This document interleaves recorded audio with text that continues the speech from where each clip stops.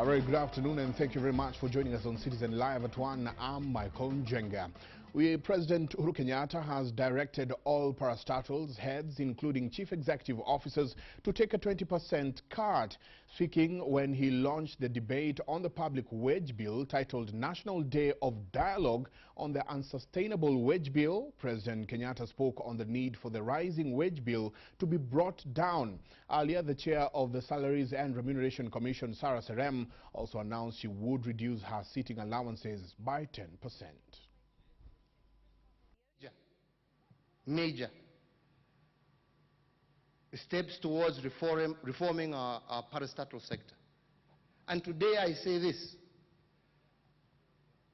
that all parastatal chiefs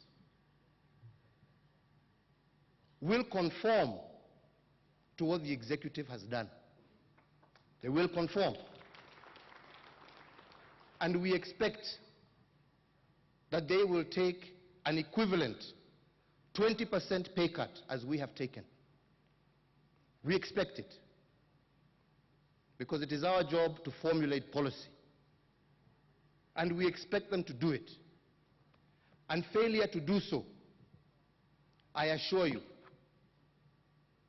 there are many Kenyans willing and ready to take up those jobs at that lower rate.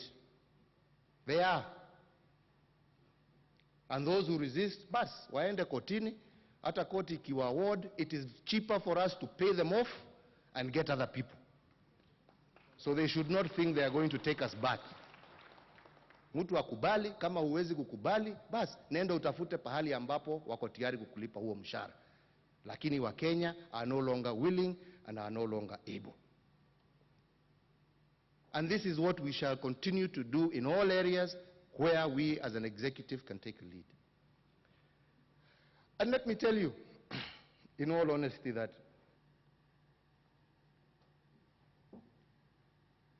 we're not doing this to hurt anybody, but just to provoke some thought from you. Imagine today,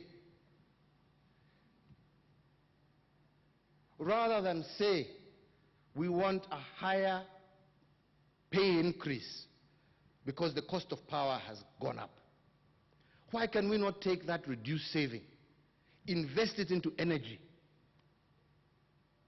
so that we reduce the cost of power, reduce the cost of production, reduce the cost of goods and services, so that we make goods and services that much more affordable to our people? Isn't that a better way to move?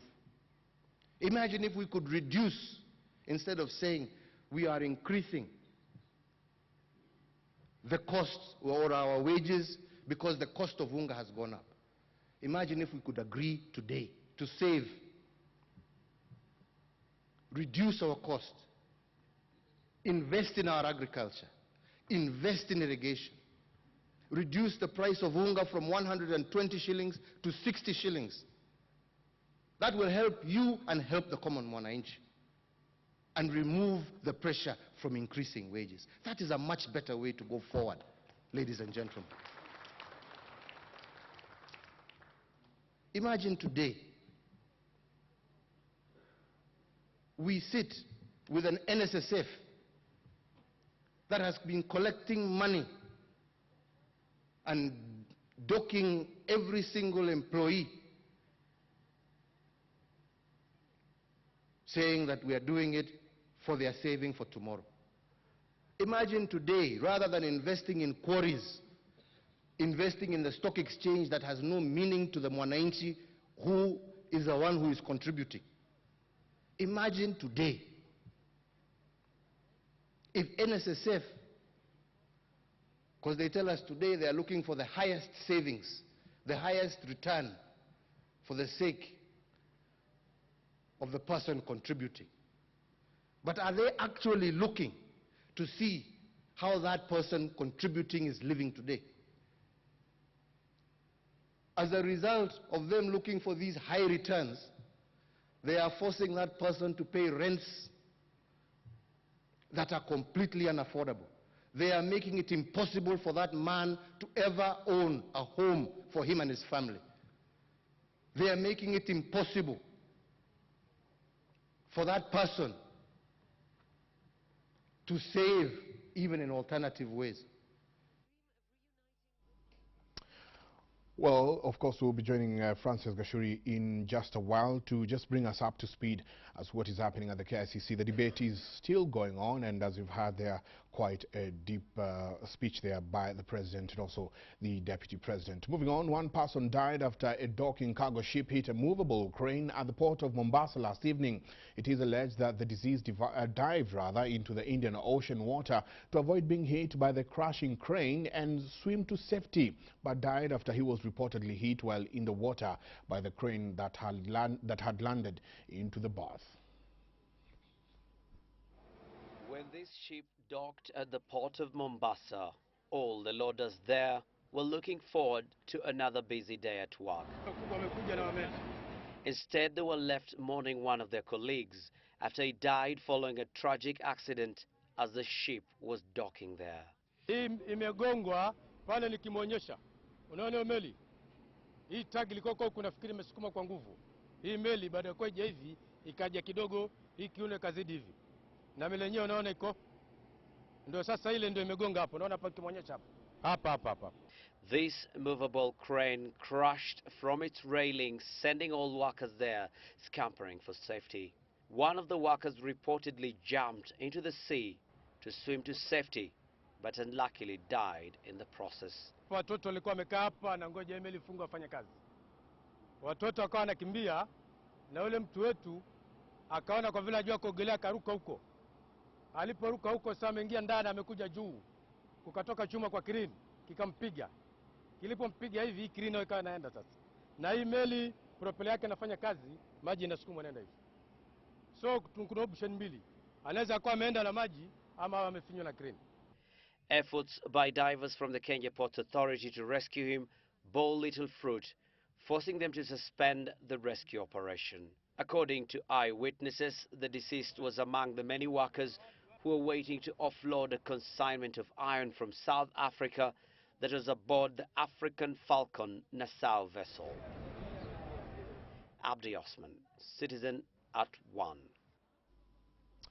Moving on, teachers and students in Baringo County schools may soon be subjected to random Alcoblow tests every morning if a proposal by Baringo Central Member of Parliament, Sami Muita, goes through.